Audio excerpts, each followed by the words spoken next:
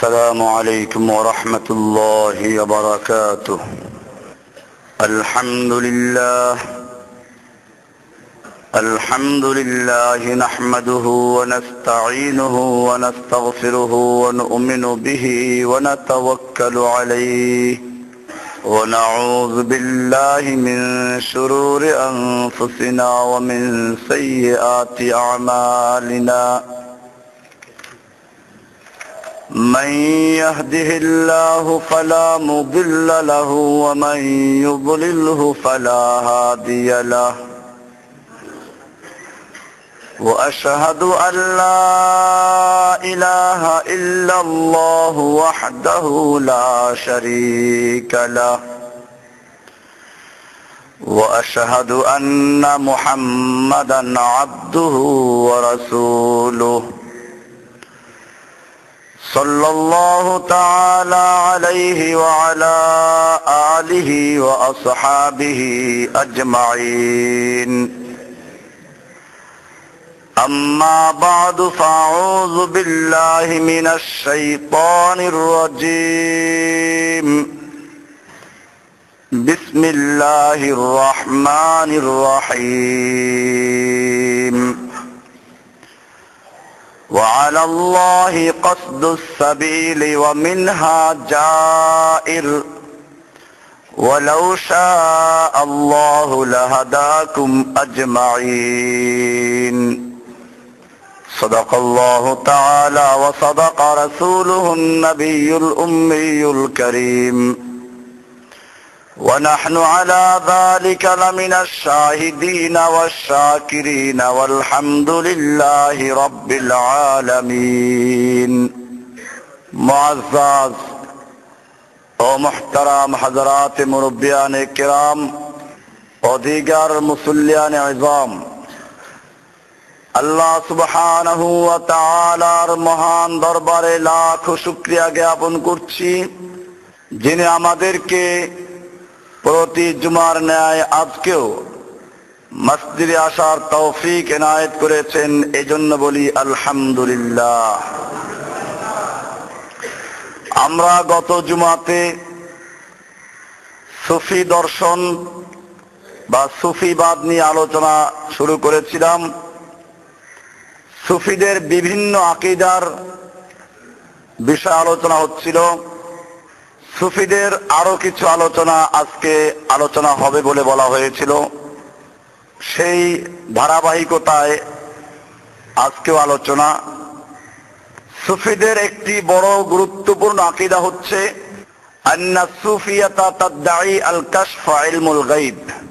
সুফিবাদীতে বিশ্বাসী যারা, তাদের দাবি হচ্ছে সুফিদের তথা বুজুর্গদের কাশফ হয় এবং তারা এর মাধ্যমে গোটা পৃথিবী, আরশ, কুরসি, লৌহ কলম পর্যন্ত তারা দেখতে পান। এজন্য তাজকিরাতুল আউলিয়া আমার সামনে আছে। এতে রাবেয়া বসরির কাহিনী লিখতে গিয়ে লিখেছেন হাসান বসরি রাবেয়া বসরি পালাপালি খেলাচ্ছিল। হাসান বসরি রাবেয়া বসরিকে কোথাও খুঁজে পেল না। পরবর্তীতে যখন দেখা হলো, তখন হাসান বসরি জিজ্ঞেস করলেন রাবেয়া বসরিকে যে আমি তোমাকে 7 আসমান 7 জমিন কোথাও খুঁজে পেলাম না, তুমি কোথায় ছিলে? তিনি বললেন আমি আল্লাহর আরশের পায়ার তলে গিয়ে পালিয়েছিলাম, তুমি কোথায় খুঁজে পাবে আমাকে? গোটা পৃথিবী, চন্দ্র, সূর্য, গ্রহ, নক্ষত্র, আরশ, কুরসি, লৌহ কলম সবগুলো তাদের সামনে একটা পানদানের মতো। পান খাওয়ার অভ্যাস তো বেশি, এই জন্য সব মনে করে কি পানদানের মতো, মানে পানের থালায় যেমন সুপারি থাকে, জর্দা থাকে, এরকম এরাও কথায় কথায় উদাহরণ দিতে গিয়ে বলেন যে গোটা পৃথিবী, চন্দ্র, সূর্য, গ্রহ, নক্ষত্র, আরশ, কুরসি সবগুলো হচ্ছে একটা পানদানের মতো, পানের থালার মতো। এবং এজন্য তারা কিছু হাদিসও তৈরি করেছেন, বিভিন্ন কিতাবের উদ্ধৃতি দিয়ে তারা পেশ করে থাকেন। এবং তাদের আকীদা হচ্ছে এই, ওয়ালাউ আরাদু আল্লা তাকুম আস-সাআতু লাম তাকুম, যদি তারা ইচ্ছে করেন কিয়ামত সংঘটিত হতে দিবেন না, তো কিয়ামত কায়েম হবে না। তারা আল্লাহর বিভিন্ন তাকওয়িনী উমুরের মধ্যে তারা হস্তক্ষেপ করতে পারেন, পরিবর্তন করে দিতে পারেন। ওজন্য আমি শুনিয়েছিলাম একটা বইয়ের থেকে, সেখানে লিখেছে মাবুদের কোন আন্দাজ নেই। এই লোকটার একটা মাত্র ছেলে ছিল, তাও নিয়ে গেল।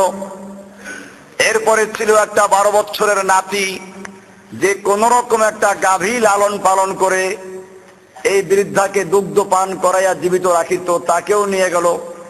এই জন্য মাবুদের দরবার থেকে আমি জোরপূর্বক রুহুটা ছিনিয়ে নিয়ে এসেছি। এটা কোন বইতে ছিল যেন? ভেদে মারেফাত। কত নম্বর পৃষ্ঠা? 15 নম্বর পৃষ্ঠা। মাশাআল্লাহ, মুখস্থ আছে আপনাদের। এরকম ভাবে এই বিষয়টা হচ্ছে আমাদের।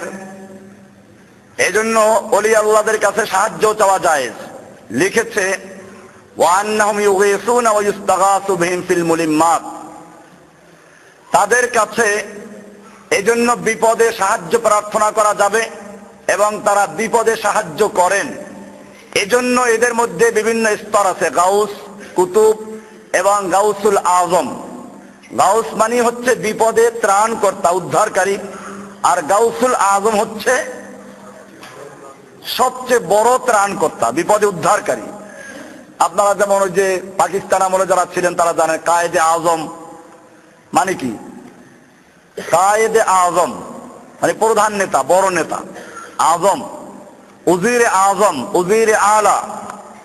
তো আজম মানে হলো সবচেয়ে বড়। তাহলে গাউসুল আজম অর্থ কি হয়? সবচেয়ে বড় ত্রাণকর্তা, বিপদে উদ্ধারকারী। সবচেয়ে বড় ত্রাণকর্তা, বিপদে উদ্ধারকারী কে? আর সুফিদের কাছে কে? গাউসুল আজম। এজন্য মাইজভান্ডারিও গাউসুল আজম, বরফের আব্দুল কাদের জিলানিও গাউসুল আজম। এবং আপনি এটার প্রমাণ পাবেন, আপনি মহাখালী যেতে, মহাখালীতে গুলশান যেতে একটা মসজিদ আছে, নাম কি? নাম গাউসুল আজম বরফের আব্দুল কাদের জিলানি মসজিদ।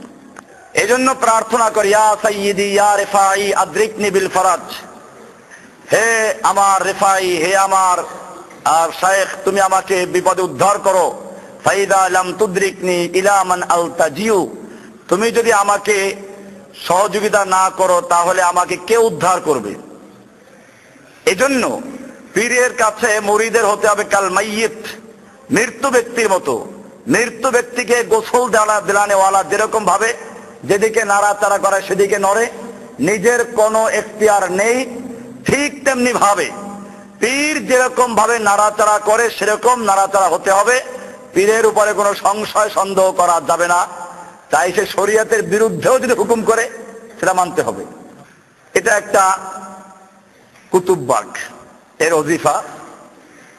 গতকালকে আমি আসতেছিলাম রাত্র 4:30টার দিকে, দেখলাম যে মাশাআল্লাহ গরু, ছাগল, উট, তারপরে কি মোষ। মানুষ পীর নির্বাচন করবে কোরআন হাদিস দিয়ে। যদি সত্যিকার অর্থে পীর মানে উস্তাদ হয়, মুরব্বী হয়, তো আমি আগেও বলেছি, সবসময় বলি, এতে আমাদের কোনো দ্বিমত নেই। কোরআন হাদিসকে জানার জন্য একজন শিক্ষক, আপনি শিক্ষক হিসেবে তার কাছে কোরআন হাদিস জানার জন্য যাবেন, আমাদের কোনো আপত্তি আছে এতে? তাজকিয়া, আত্মশুদ্ধি, আত্মশুদ্ধির মাধ্যম হচ্ছে কোরআন।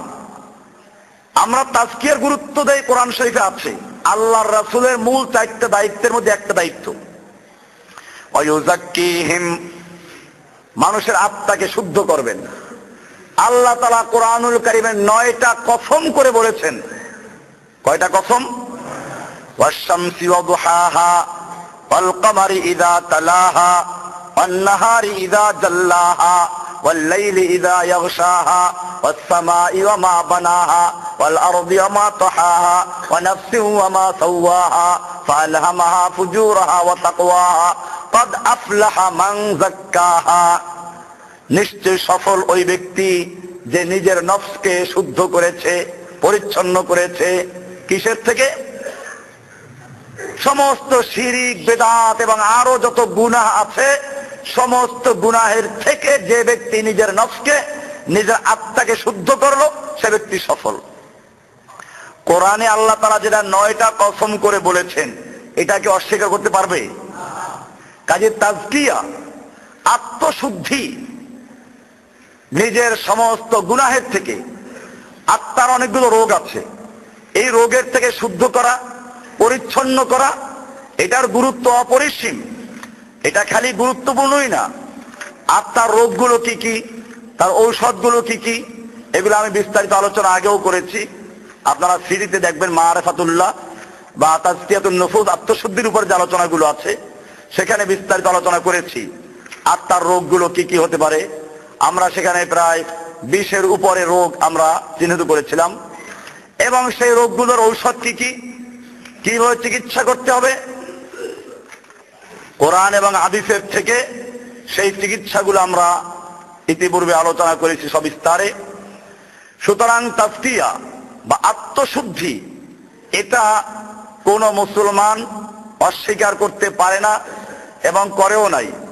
আত্মার রোগগুলো কি কি আমরা আলোচনা করেছিলাম। শিরক, কুফুর, নেফাক, জুলুম, কিবির মানে অহংকার, হাসাদ, প্রশ্রয় কাতরতা, আল বুগদ হিংসা বিদ্বেষ, আল গীবাত দোষ চর্চা, পরের দোষ চর্চা, আল হিরস লোভ লালসা, আল কিযব মিথ্যা, মিথ্যা বলা, মিথ্যা শোনা, আল বুখল কৃপণতা, আর রিয়া লৌকিকতা, আল গুরুর আল খাদা ধোকা দেওয়া, ইত্তেবাউল হাওয়া নিজের নফসের অনুসরণ করা, আল বেদাত ওয়াল হাদাস বেদাত করা, এগুলো নফসের রোগ আকীদাগত যেগুলো, আল গযব রাগ, আল জাহাল মূর্খতা, তাকলিদ আবা পূর্বপুরুষদের অনুসরণ, বাপ দাদায় করে গেছে আমরাও করব, এটা একটা রোগ। এরকম ভাবে আত্মার যে রোগগুলো হয় এটা প্রবেশ করে 4 পথে, আমরা সেগুলো আলোচনা করেছিলাম। ফুদুলুল কালাম অতি কথা, ফুদুলুন নজর অন্যায় দৃষ্টি, অতি দৃষ্টি, ফুদুলুত তাআম অতি খাদ্য, ফুদুলুল মুখালাতা অধিক হারে মানুষের সঙ্গে বেশি মেলামেশা করা, এইগুলো হচ্ছে রোগ প্রবেশের মাধ্যম। এইগুলোর ঔষধ আমরা কোরআন হাদিস থেকে বাতলেছিলাম। আত-তাওবা আর ইস্তেগফার, তওবা করতে হবে, ইস্তেগফার করতে হবে। আস-সবর এবং বিপদ আপদে সবর করা, ধৈর্য ধারণ করা। আশ-শুকুর আল্লাহর নেয়ামতের শুকরিয়া আদায় করা, কৃতজ্ঞতা আদায় করা। আত-তাওয়াক্কুল আল্লাহর উপরে সর্বক্ষেত্রে ভরসা রাখা। আল-ইখলাস সব কাজগুলো আল্লাহর জন্যই করা।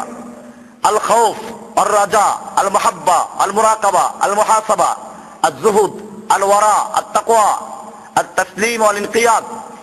এরকম ভাবে আল কানা অল্প তুষ্টি, আর রাদা বিল কাদা, রিদা বিল কাদা তাকদীরে বিশ্বাসী হওয়া, যিকরুল মাউত, ইসলাম, ঈমান, ইহসান, দোয়া, রাগাবা, রাহবা, খুশু, খাশিয়া, আল ইনাবা, আল ইস্তিআনা, আল ইস্তিআযা, আল ইস্তিগাসা, আয-যাবাহ, আন-নাযর, এই সবগুলো আল্লাহর জন্য। এগুলো হচ্ছে ঔষধ।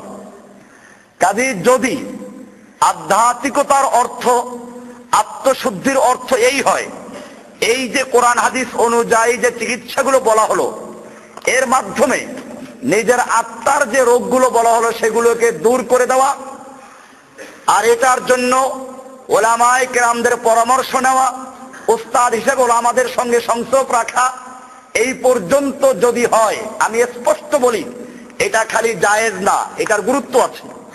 এবং আল্লাহ তাআলা সেটাই বলেছেন, ফাসআলু আহলা যিকরি ইন কুনতুম লা তা'লামুন, তোমরা যদি না জানো, কোন বিষয়ে যদি অজ্ঞ থাকো, ওটা যারা জানে তাদের থেকে জেনে নাও। এরকম ভাবে যারা আল্লাহর পথে আছে তোমরা তাদের সঙ্গী হও। এ পর্যন্ত আমাদের কোনো আপত্তি নেই, বরং এটা গুরুত্বপূর্ণ বিষয়, কোরআনের আদেশ। এই জন্য ওলামায়ে হক, কোরআন এবং সুন্নাহর সঙ্গে যাদের সম্পর্ক আছে, এটা তাদের সঙ্গে যোগাযোগ রাখা ঈমানের জন্য খুবই জরুরি। আমরা এজন্য মানুষকে 4টা ভাগে ভাগ করি।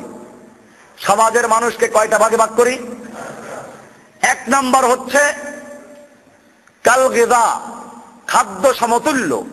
খাদ্য যেমন নিয়মিত খেতে হয় এবং ক্ষুধা পেলেই খাদ্যের প্রয়োজন হয়, ঠিক তেমনি ভাবে দুনিয়াতে এক প্রকারের মানুষ আছে যাদের সঙ্গে আপনার নিয়মিত যোগাযোগ রাখতে হবে এবং সবসময় যোগাযোগ রক্ষা করতে হবে। এরা হচ্ছে উলামায়ে হক। কোরআন এবং সুন্নাহর সঠিক কথা যারা বলে এবং আমল করে, এদের সঙ্গে যোগাযোগ রাখা হলো খাদ্যের মতো প্রয়োজন। খাদ্য বিহীন যেমন মানুষ বাঁচে না, খাদ্য যেমন নিয়মিত খেতে হয়, না খেয়ে নিস্তেজ হয়ে পড়ে, দুর্বল হয়ে পড়ে, ঠিক তেমনি ভাবে কোরআন সুন্নাহর সঠিক ইলম যারা রাখে এবং তদনুযায়ী আমল করে, এদের সঙ্গে যোগাযোগ রাখা অত্যন্ত জরুরি। যোগাযোগ বিচ্ছিন্ন হবে, ঈমান দুর্বল হয়ে পড়বে, শয়তানে থাবা দিয়ে ধরবে। প্রথম প্রকার। দ্বিতীয় প্রকার, কাল দাওয়া, ঔষধের মতো। ঔষধ মানুষে খায় কিন্তু খাদ্যের মতো না। ঔষধ খায় যখন ঠেকা পড়ে, রোগ হয় তখন, এবং ঠিক অতটুকু খায় যতটুকু প্রয়োজন। প্রয়োজনের বেশি ঔষধ কেউ খায় নাকি? ঠিক এরকম ভাবে সমাজের এক প্রকারের মানুষ যাদের কাছে আপনি ঠেকায় হলেও যেতে হয়, ব্যবসা বাণিজ্য করা, লেনদেন করা, এরকম বাজারঘাট করা, এই সব বিষয়ের কারণে আল্লাহর নবীও ইহুদির সঙ্গে লেনদেন করেছেন, বেচা কিনা করেছেন। সুতরাং সমাজের এই শ্রেণীর মানুষের সঙ্গে মিশতে হবে ঔষধের মতো। ঔষধ যেমন মানুষ রোগ হলে খায়, ঠেকলে খায়, এবং ঠিক অতটুকু খায় যতটুকু প্রয়োজন, ঠিক সমাজের এই শ্রেণীর মানুষের কাছে যেতে হবে ঠেকলে পরে, আর যতটুকু প্রয়োজন সেরে ওখান থেকে কেটে পড়া। 2 নাম্বার মানুষ কিসের মতো? কিসের মতো? ঔষধের মতো। এটাও মনে রাখবেন, এদের সঙ্গে বন্ধুত্ব নাই। ঔষধের সঙ্গে মানুষের বন্ধুত্ব নাই, ঠেকলে পরে খায়, না থাকতে ভালাই দেয়। 3 নাম্বার মানুষ যাদের সঙ্গে মিশলে পরে কাদ্দায়ে, ছোঁয়াচে রোগ, সংক্রামক ব্যাধি, এই প্রকারের লোকদের সঙ্গে মিশলে ওরা নিজেরাও রোগী, আপনাকেও রোগী বানাবে। এরা হচ্ছে বিভিন্ন প্রকারের তরিকায় যারা দাওয়াত দেয়, বিভিন্ন তাজকিয়ার নাম করে যারা শিরকের পথে মানুষকে আহ্বান করে, এদের সঙ্গে মিশা। যারা মানুষকে বুঝায় যে তুমি অধিক পাপ করেছো, আল্লাহ তাআলা তোমার ডাক এখন আর শুনবেন না, এজন্য তোমার কি করতে হবে? আল্লাহ সুবহানাহু ওয়া তাআলা কোরআনে পরিষ্কার বলেছেন, কুল ইয়া ইবাদিয়াল্লাযীনা আসরাফু আলা আনফুসিহিম, হে নবী আপনি আমার ওই সমস্ত গুনাহগার বান্দাদেরকে জানিয়ে দিন যারা নিজের উপরে জুলুম করেছো, অত্যাচার করেছো, পাপ করেছো, লা তাকনাতু মির রাহমাতিল্লাহ, তোমরা আল্লাহর রহমত থেকে নৈরাশ হয়ো না। ইন্নাল্লাহা ইয়াগফিরুয যুনুবা জামিআ, নিশ্চয় আল্লাহ তাআলা তোমাদের জীবনের সমস্ত গুনাহ ক্ষমা করে দিবেন। আল্লাহ বলছেন জীবনের সমস্ত গুনাহ ক্ষমা করে দিবেন, নৈরাশ হয়ো না। এরপরে যদি কোনো পীর বলে যে অনেক পাপ করার কারণে আল্লাহ তাআলা অসংখ্য গুনাহ করার কারণে বান্দাকে মাফ করতে চান না, তখন পীরের কাছে মুরিদ হলে পীর আল্লাহর কাছে অনুনয় বিনয় করে মাফ চান, তারপরে আল্লাহ তাআলা মাফ করতে রাজি হন। এটা মানা যাবে? আর এইটা বলার কারণে যদি কেউ আমার বিরুদ্ধে চক্রান্ত করে আর ষড়যন্ত্র করে, ও মুসলমান, আল্লাহকে ভয় করো, আল্লাহকে ভয় করো। আল্লাহর কোরআনের বিরুদ্ধে কেউ লিখেছে আর সেইটা প্রকাশ করে মানুষকে সাবধান করছি, আর তুমি এর বিরুদ্ধে গিয়ে মিটিং করো। গত জুমায় খুব উৎপাত করেছে অনেক কিছু লোক। এই বই আবার দেখাচ্ছি সেজন্য, বইয়ের নাম ভেদে মারেফাত ইয়াদে খুদা। এই বইয়ের 34 নাম্বার পৃষ্ঠায় পীর মুরিদ সম্পর্কে প্রশ্ন ও জবাব। এইখানে চরমনার পীর সাহেবরা লিখেছেন, বান্দা অসংখ্য গুনাহ করার ফলে আল্লাহ পাক তাহাকে কবুল করিতে চান না। পীর সাহেব আল্লাহ পাকের দরবারে অনুনয় বিনয় করিয়া ওই বান্দার জন্য দোয়া করিবেন যাহাতে তিনি কবুল করিয়া নেন। ওই দোয়ার বরকতে আল্লাহ পাক তাহাকে কবুল করিয়া নেন। ভাইয়েরা, তোমাদের সঙ্গে আমার কোনো শত্রুতা নাই, কোনো বিরোধ নাই। আল্লাহর কসম করে বলি, এই বক্তব্য যদি কোরআন সুন্নাহ মোতাবেক হয় আমি তওবা করে তোমাদের মুরিদ হব। আর যদি কোরআন সুন্নাহর বিরুদ্ধে হয়, আল্লাহকে সাক্ষী রেখে বলছি, আল্লাহকে ভয় করো, তওবা করো, বিরুদ্ধে সমালোচনা করো না। আল্লাহর কসম করে বলতে পারি, আমার যতটুকু জানা এই বক্তব্য কোরআন সুন্নাহর পরিপন্থী, বিরোধী। ভাইয়েরা আমার, আল্লাহ সুবহানাহু ওয়া তাআলা কত সুন্দর করে বলেছেন, কুল ইয়া ইবাদিয়াল্লাযীনা আসরাফু আলা আনফুসিহিম, যারা অত্যাচার করেছো, গুনাহ করেছো, পাপ করেছো, লা তাকনাতু মির রাহমাতিল্লাহ, আমার রহমত থেকে নৈরাশ হয়ো না। আর এখানে বললো অসংখ্য পাপ করে আল্লাহ মাফ করতে চান না। এটা কি কোরআন হাদিসের কোন আয়াত দিয়ে প্রমাণ করতে পারবে? যদি পারেন জুমার পরে বসেন, আমি খোলা বলছি, কারণ লোক আছে। জুমার পরে বসেন, আপনারা বলেন, আপনাদের কেউ রাগ করবে না, আমিও রাগ করব না, কেউ মারবে না, দেওয়ার কোনো ভয় নাই, খোলাখুলি আলোচনা হবে। আপনারা খালি প্রমাণ করবেন যে কোরআন হাদিসে এটা আছে, আমি তওবা করে আপনাদের কাতারে শামিল হব। আর যদি কোরআন হাদিসের বিপরীত হয়, আপনারা তওবা করেন, কোনো শত্রুতা নেই, কোনো সমালোচনা নেই। এরপরে যে বিষয়টা, পীর ছাড়া আল্লাহকে পাওয়া যাবে না। আপনারা দেখেছেন, ওই যে বললাম কুতুববাগ দরবার শরীফ, এখানে এখন অনেক উট, গরু, ছাগল, দুম্বা, মহিষ, ভেড়া একাত্র হয়েছে। পীর নির্বাচন করবো কি উট দেখে না আল্লাহর পথে দেখে, কোরআন সুন্নাহ দেখে? এজন্য একটা যদি পীর হতে হয়, পীর হতে হলে কমপক্ষে কোরআন হাদিসের জ্ঞান তার থাকতে হবে, ঠিক কিনা? কারণ সে রাস্তা দেখাবে কার পথে? তো আল্লাহর কোরআন বাংলায় না আরবিতে? আল্লাহর নবীর ভাষা হাদিস আরবিতে না বাংলায়?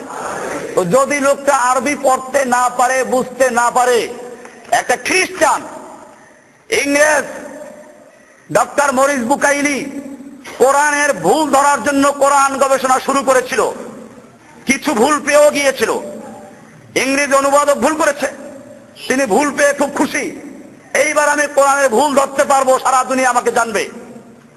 কিন্তু একটু চিন্তা করলেন যে কোরআন তো আরবি ভাষায়, কোরআনের ভুল ধরতে হলে আমাকে আরবি পড়তে হবে। এজন্য তিনি আরবি ভাষা শিখলেন এবং খুব ভালো করে শিখলেন। শেষ পর্যন্ত তিনি বারবার পড়াশোনা করে লিখলেন, তিনি বই লিখেছেন, আপনারা বাংলায় বইতে পাবেন, the Quran, the science, the Bible and science and Quran, এরকম একটা বই বাংলা আছে, কোরআন, বিজ্ঞান ও বাইবেল, এরকম একটা বই তিনি লিখেছেন। তিনি এক পর্যায়ে লিখতে বাধ্য হয়েছেন, আমি কোরআনুল কারীমকে পড়াশোনা করা শুরু করেছিলাম কোরআনের ভুল ধরার জন্য, সেজন্য আরবি ভাষা শিক্ষা করেছি এবং এরপরে কোরআন গবেষণা শুরু করেছি। আমি কোরআনের শুরু থেকে শেষ পর্যন্ত বারবার পড়াশোনা করেছি। আমি যতবার কোরআনুল কারীমকে পড়াশোনা করেছি, কোরআনের প্রতিবার নতুন নতুন বিজ্ঞান, নতুন নতুন তথ্য আমার সামনে উপস্থিত হয়েছে। আমি কোরআনুল কারীমকে পড়াশোনা শুরু করেছিলাম কোরআনের ভুল ধরার জন্য। গোটা কোরআনকে বারবার পড়া সত্ত্বেও কোরআনের কোনো ভুল ধরা তো সুযোগ হয় নাই। কোরআন বরং আমার জীবনের পদে পদে, আমার জীবনের বাঁকে বাঁকে যতগুলো ভুল ছিল সমস্ত ভুলগুলো সংশোধন করে দিয়েছে। কোরআন এজন্য আরবিতে পড়তে হবে, হাদিস আরবিতে পড়তে হবে, বুঝতে হবে। এখন অনেক পীর আছে মাশাআল্লাহ, দাড়ি কামানো। আল্লাহর নবী বলেছেন, ওফুল লিহিয়া, দাড়ি ছাড়ো, ছেড়ে দাও। আর এই পীরগুলো দাড়ি কামায়।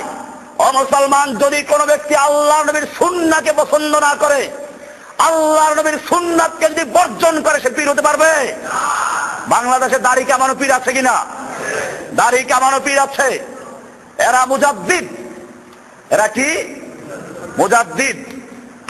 কোরআন হাদিসের জ্ঞান। এরপরে এই লোকগুলোর সবচেয়ে বড় যে রোগ, যে আল্লাহকে পাইতে ওই যে মাধ্যম লাগবে, সেই মাধ্যম এই কুতুববাগের দরবার, যেটা নতুন আমদানি হয়েছে, এটা আগে শোনা যায় নাই। এখন ফার্ম গেটে একেবারে সংসদের পাশে এসে কয়েক লাখ টাকার মাহফিলের প্যান্ডেল তৈরি করলো। আজকে বোধহয় আখিরি মোনাজাত আছে। গত রাত্রে আমি আসতেছিলাম 4:30 দিকে, তখন দেখলাম যে মানুষ মাশাআল্লাহ তখনও আছে, জিকির করে। জিকিরের ভাষাগুলো কি আমাদের ছেলেরা রেকর্ড করে আনছে, শুনেই বেশ সবাই শুনবেন। ভাইরা আমার, এখানে লিখেছে কেমনে ই করবে, আমার দিল আমার মুর্শিদের দিকে মোতাবাজ্জু আছে, আমার মুর্শিদের দিল আল্লাহ পাকের দিকে মোতাবাজ্জু আছে। আপন মুর্শিদের দিল পাক আর মুরিদের দিল নাপাক। পীর কখনো চায় না নিজের পাক দিলকে মুরিদের নাপাক দিলের সঙ্গে মিশাইতে, কিন্তু মুরিদ যখন দুই চোখের পানি ছেড়ে দিয়ে নিজের নাপাক দিলকে পীরের পাক দিলের সঙ্গে মিশাইতে কাকুতি মিনতি করে, তখন পীর আর সহ্য করতে না পেরে নিজের পাক দিলের সঙ্গে মুরিদের নাপাক দিল মিশাইয়া নেন। তখন মুরিদের দিল পাক হয়ে যায়। এরপরে কবিতা, পীরের দিলে দিল মিশাইলে মুর্দা দিল জিন্দা হয়, অকুল দরিয়ার মাঝে ডুবা তরি ভেসে যায়। আপনা দিল করো সাদা, কোন ভাবো কেন ভাবো জুদা জুদা, যথায় মুর্শিদ তথায় খোদা, ওই নামেতে ডুবে রও।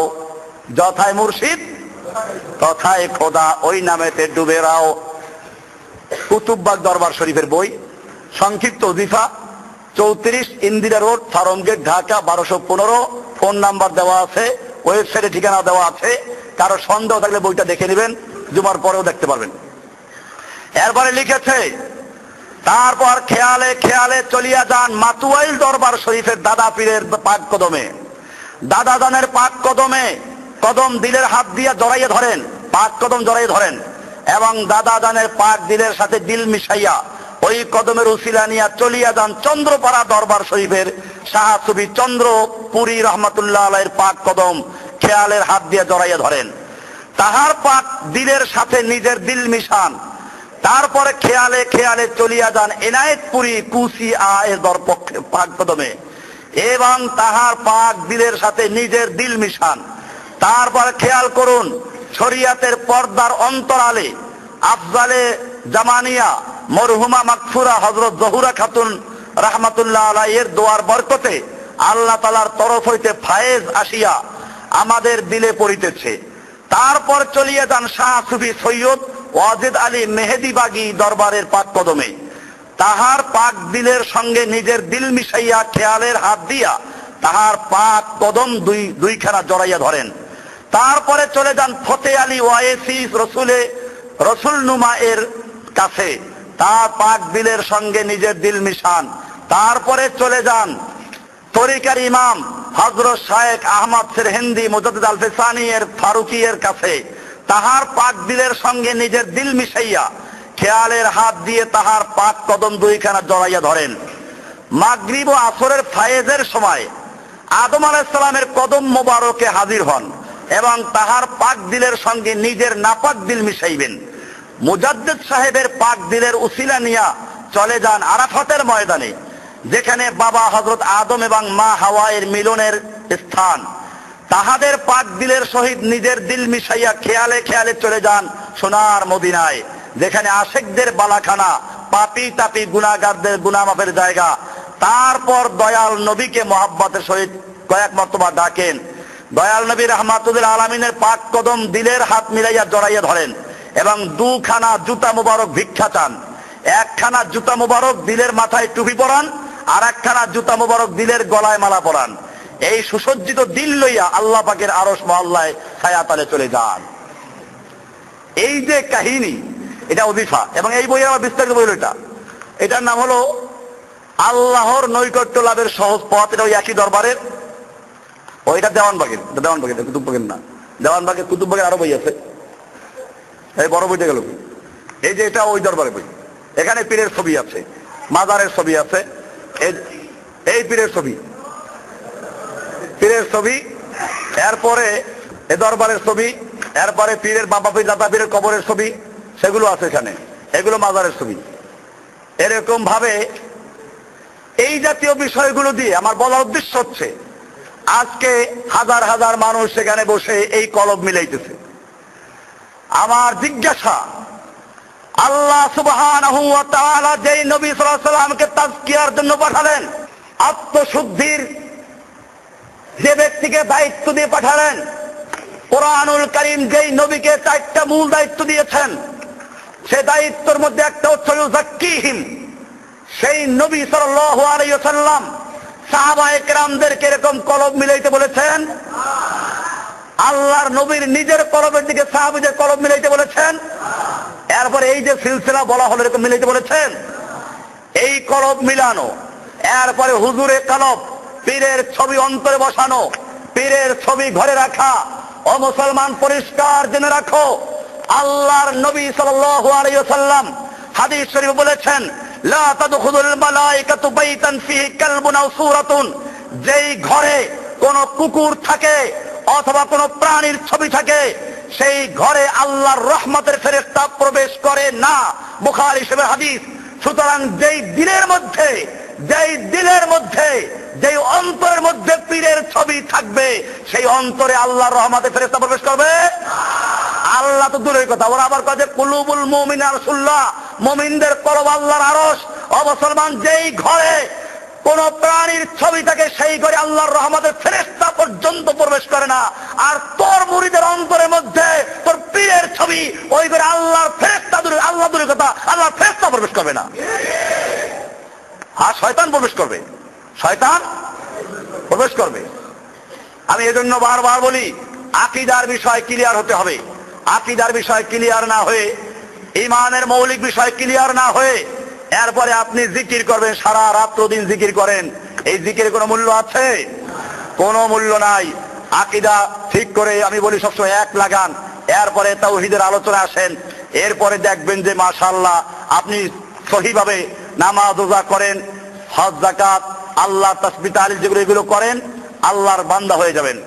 এই লোকগুলোর অনেক আকীদা আছে, এই সবগুলো পীরের গোড়া দেখা যায় এনায়েতপুরী, এবং এখান থেকে আটরশি, সুরেশ্বর, চন্দ্রবড়া, দেওয়ানবাগী, কুতুববাগী, এই সব পীরগুলো। সুরেশ্বরের বই আমি আগেও দেখাইছি, এই বইয়ের নাম হলো সিররে হক জামে নূর। এই বইতে লিখেছে যে আধ্যাত্মিকতার শীর্ষ মাকামে গেলে নামাজ রোজা লাগে না। খালি লাগে না লেখলেও কাজ হতো, লেখছে যে ইবাদতের রূপে অনেক কিছুই করা হয়, তবু এর তাৎপর্য হচ্ছে তাওহীদ। এই তাওহীদ মানে আল্লাহর সঙ্গে মিশে যাওয়া। এরপরে লিখেছে মাকামে তাওহীদ অর্জন করার পর বন্দেগী করা কুফরি। বন্দেগী করা কি? এরপরে লিখেছে এ প্রসঙ্গে হযরত গাউসুল আজম বরপীর রহমাতুল্লাহ আলাইহি বলেছেন, মান আরাদাল ইবাদাতা বাদা ইত্তিসালিন ফাহুয়া কাফিরুন। আরবিতে লেখা থাকে যাতে মানুষ এটাকে হাদিস মনে করে, আরবিতে লিখে অর্থ আর উচ্চারণ লিখেছে।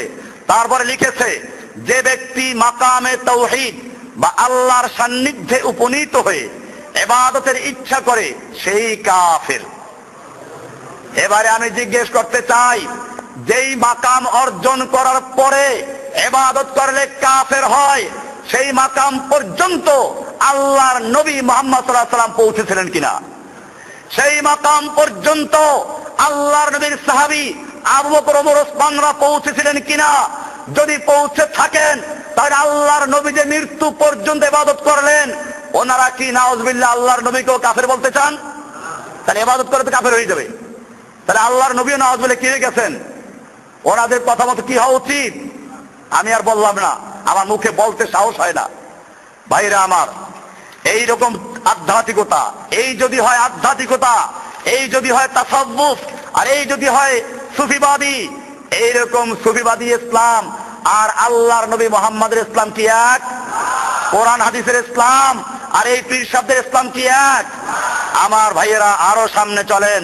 এরা লিখেছে এক নিঃসন্তান ব্যক্তি, এটাও সিররে হক জামে নূর, সুরেশ্বরী পীরের বই, এই পীরের বইয়ের ৭৮ নম্বর পৃষ্ঠায় লিখেছে এক ব্যক্তি, নিঃসন্তান ব্যক্তি হযরতের কাছে এসে ওসমান হারুনি, খাজা ওসমান হারুনির ঘটনা পেশ করছেন।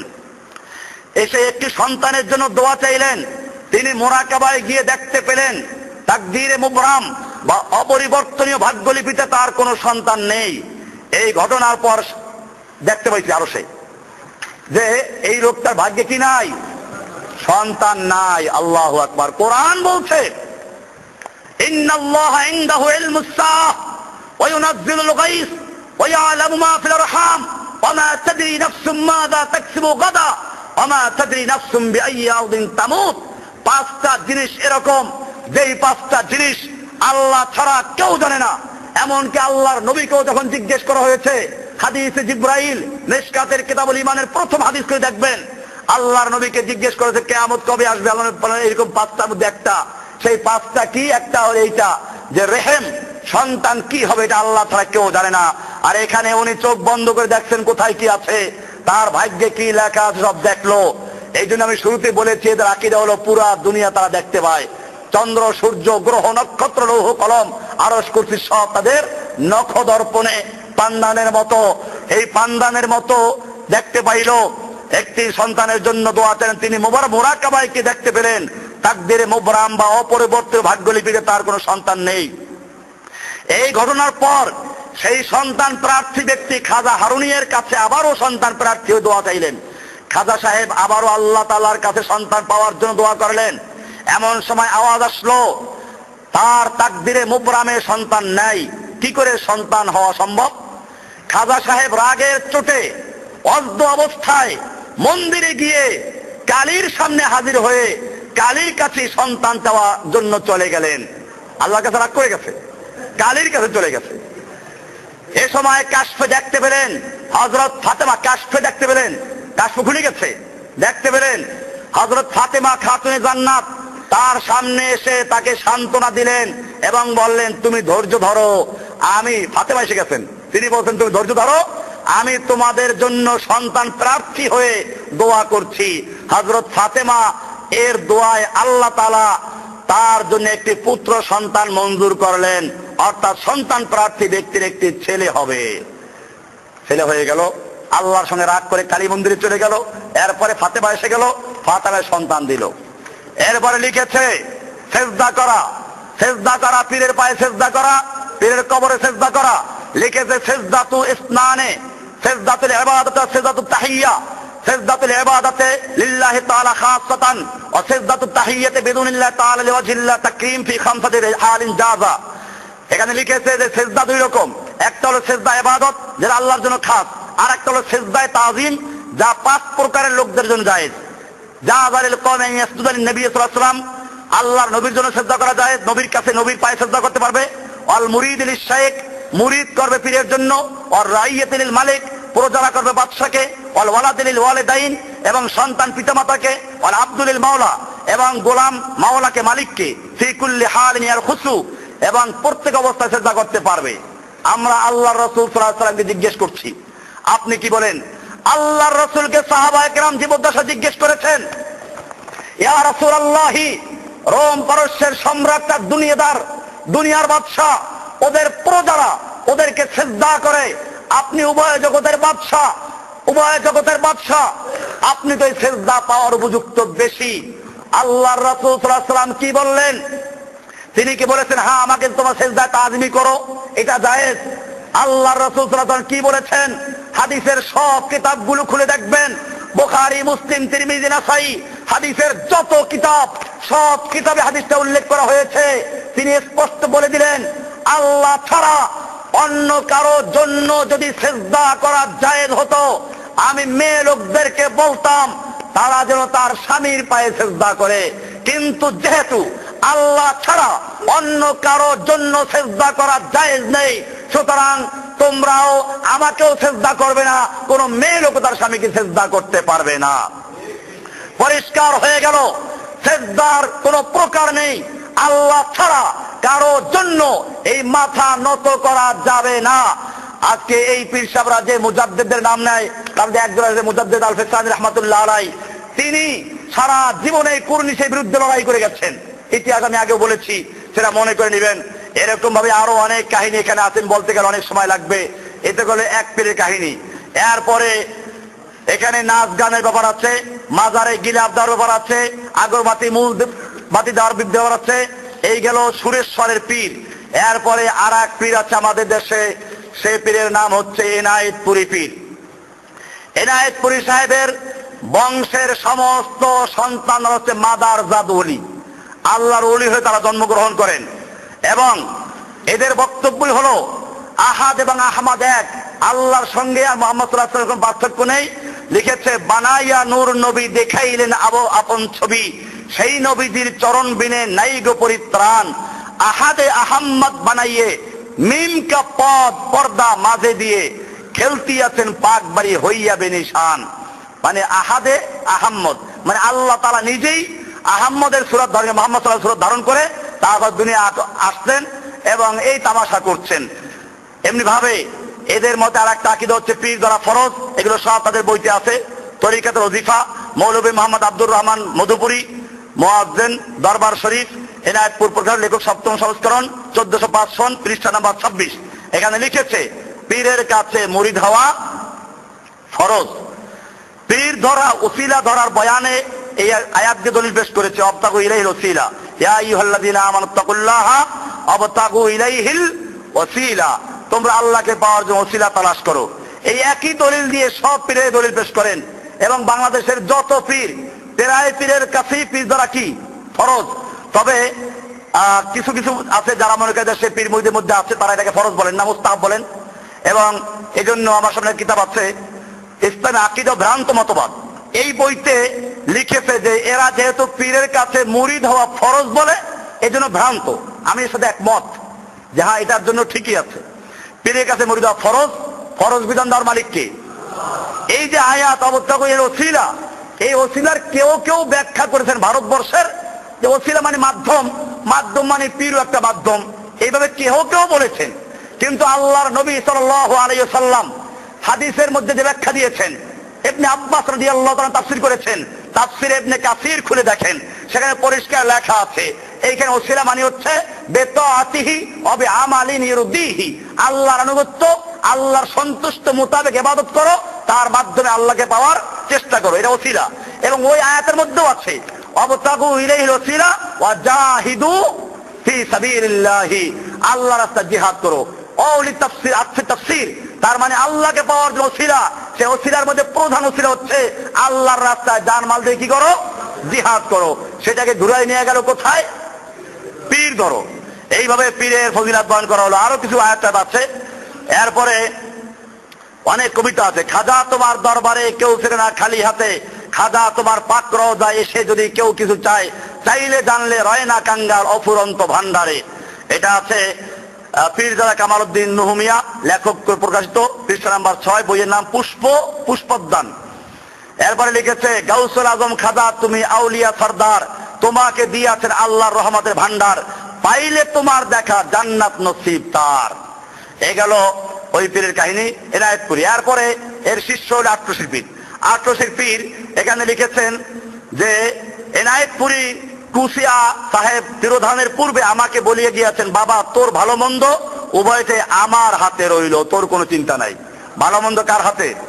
আল্লাহর হাতে। আর আটরশি পীর ভালো মন্দ সব কার হাতে?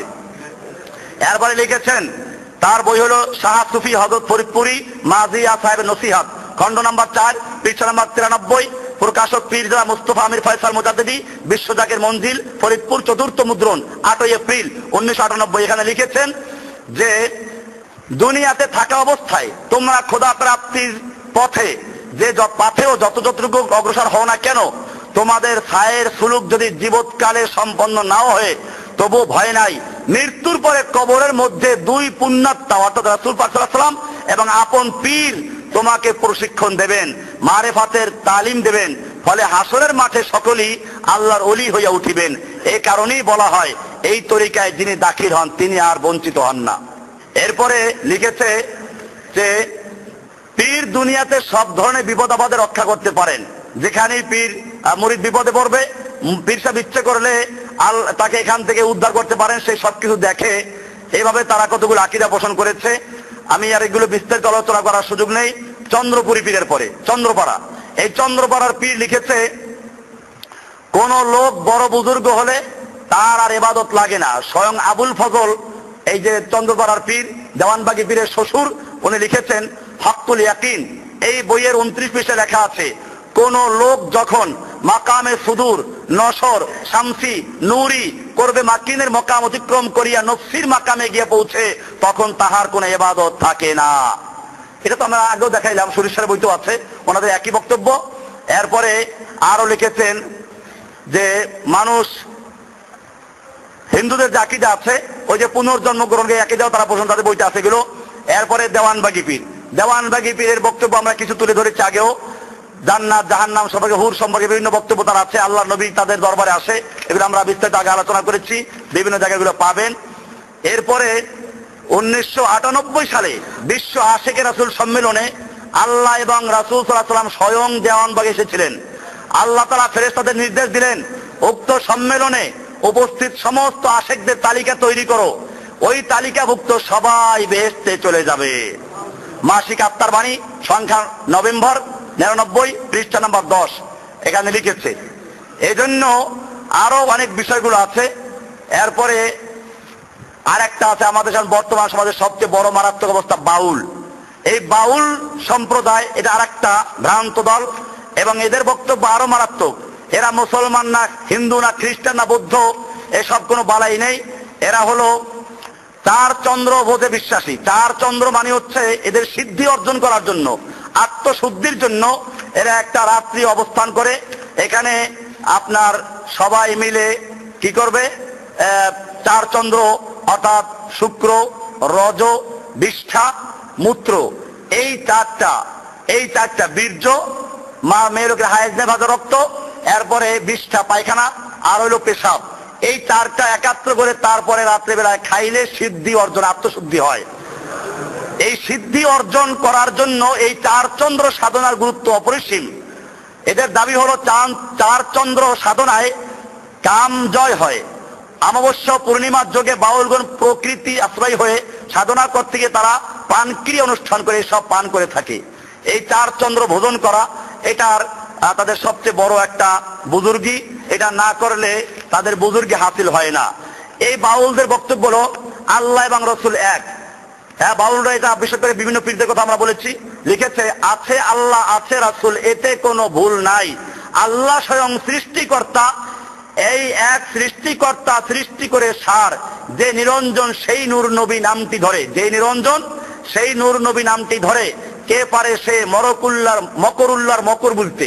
দেখুন মকরুল্লাহ, আল্লাহ বলছে এক জায়গায় আমার কারুল্লাহ, কাফেররা চক্রান্ত করে আল্লাহ তারা ষড়যন্ত্র জবাব দেন, সেখানে লাগে আল্লাহকে মকরুল্লাহ।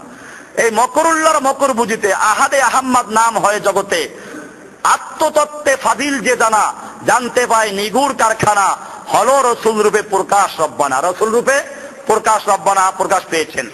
এরপরে মুর্শিদ তত্ত্ব, আপনি খোদা, আপনি নবী, আপনি সেই আদম ছবি, অনন্ত রূপ ধরে ধারণ, কে বোঝে তার নিরাকারণ, নিরাকার হাকিম নিরঞ্জন, মুর্শিদ রূপ ভজন পথে। মানে মুর্শিদ আল্লাহই আসছে, মুর্শিদের মধ্যে আল্লাহ আছে। মুর্শিদ বিনে কি মন ধনার আছে এ জগতে, মুর্শিদের চরণ সুধা পান করলে হবে ক্ষুধা, করোনা আর দিলে দ্বিধা, যেহি মুর্শিদ সেহি খোদা। যেহি মুর্শিদ, এ হলো বাউলদের। আরো অনেকগুলো আকীদা আছে, মোটামুটি আমি এগুলো আলোচনা করছি এজন্য যে এই পীর সুফিদের ইসলাম আল্লাহর নবী মুহাম্মদ সাল্লাল্লাহু আলাইহি ইসলাম এক না। মুহাম্মদ সাল্লাল্লাহু আলাইহি ইসলামে আল্লাহ ছাড়া কেউ গায়েব জানেন না।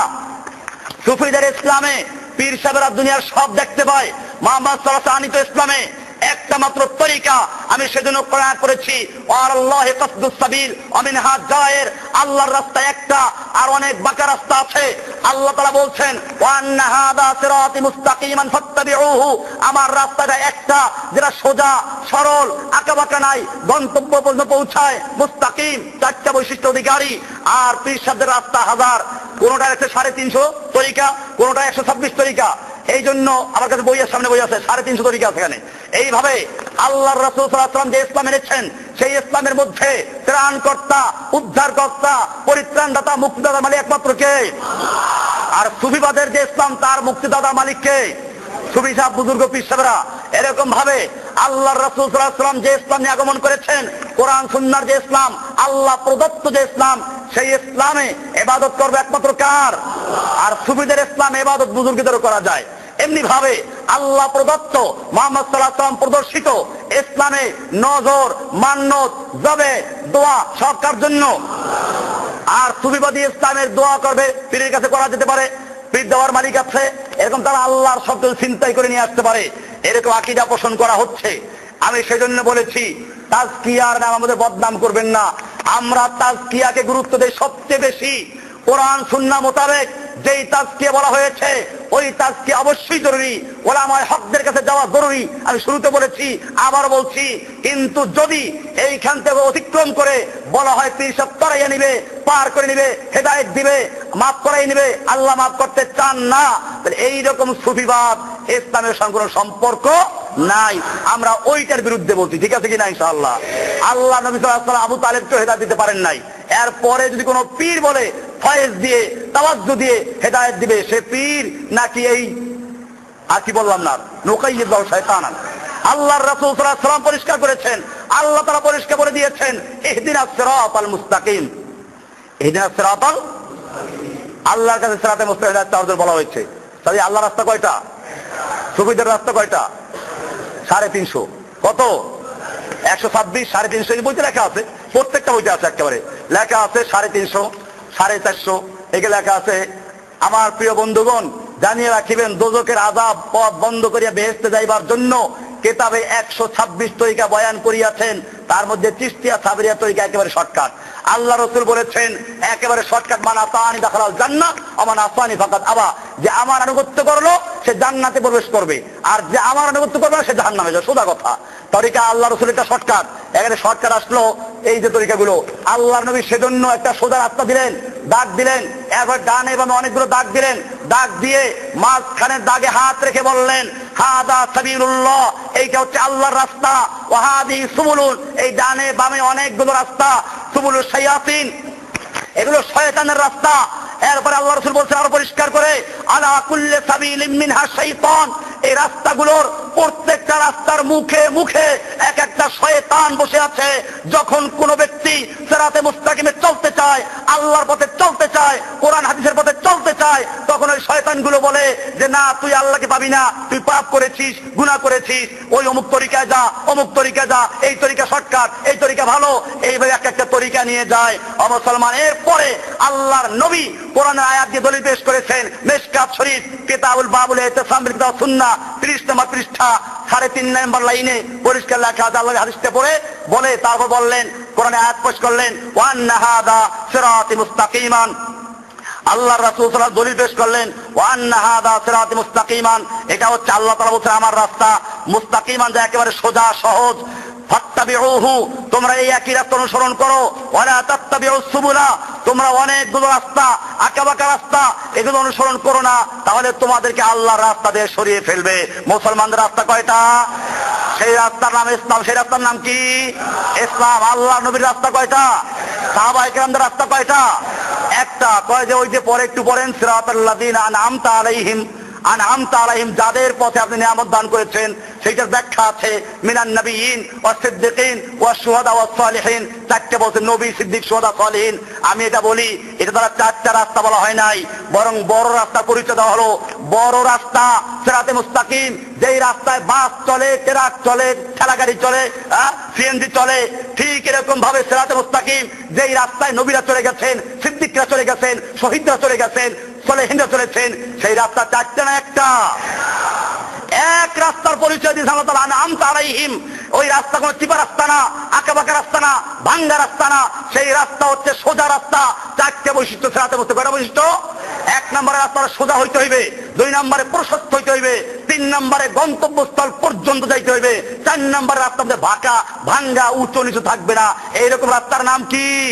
সিরাতে মুস্তাকিম। সেই সিরাতে মুস্তাকিম বাতলাইলেন আল্লাহ তাআলা আরেক আয়াতে গিয়ে, আনআমতা আলাইহিমের ব্যাখ্যা দিতে গিয়ে, উলাইকাল্লাযীনা আনআমাল্লাহু আলাইহিম সিরাতাল মুস্তাকিম, সেই রাস্তা ব্যাখ্যা দিলেন, আনআমতা আলাইহিম, যাদের পথে আপনি নিয়ামত দান করেছেন, ওই লোকদের পথে চালান। সেই লোকগুলো কারা? সেই লোকগুলো রাস্তা কি? আল্লাহ ব্যাখ্যা দেন, ওই রাস্তা যেই রাস্তায় নবীরা চলেছে, যেই রাস্তায় শহীদরা চলেছে, যেই রাস্তায় সালেহিন চলেছে, যেই রাস্তায় শুহাদা চলেছে, সেই রাস্তাকে চারটে না একটা? একটা বড় রাস্তা, যেই রাস্তায় গাড়ি চলে, বাস চলে, ট্রাক চলে, সিএনজি চলে, নবীরা চলেছেন, শহীদরা চলেছেন, ওলিরা চলেছেন, বুজুর্গরা চলেছেন, সালেহিনরা চলেছেন। আমাদের কোন বিপত্তি আছে সাথে? আমরা সেই এক রাস্তায় চলতে চাই। কয় রাস্তা চলবো? সেই রাস্তা কোরআনের রাস্তা, সেই রাস্তা হাদিসের রাস্তা, সেই রাস্তা নবীদের রাস্তা, সেই রাস্তা শহীদদের রাস্তা, সেই রাস্তা সাহাবীদের রাস্তা, সেই রাস্তা সমস্ত হক ওলামায়ের রাস্তা। ইনশাআল্লাহ ঠিক আছে কিনা? আমরা সেই রাস্তায় চলবো। আমাদের রাস্তা কয়টা? আল্লাহ সুবহানাহু ওয়া তাআলা আমাদের সকলকে বুঝার এবং আমল করার তৌফিক দান করুন। আখির দাওয়ানা আলহামদুলিল্লাহি রাব্বিল আলামিন। আসসালামু আলাইকুম ওয়া রাহমাতুল্লাহি ওয়া বারাকাতুহু।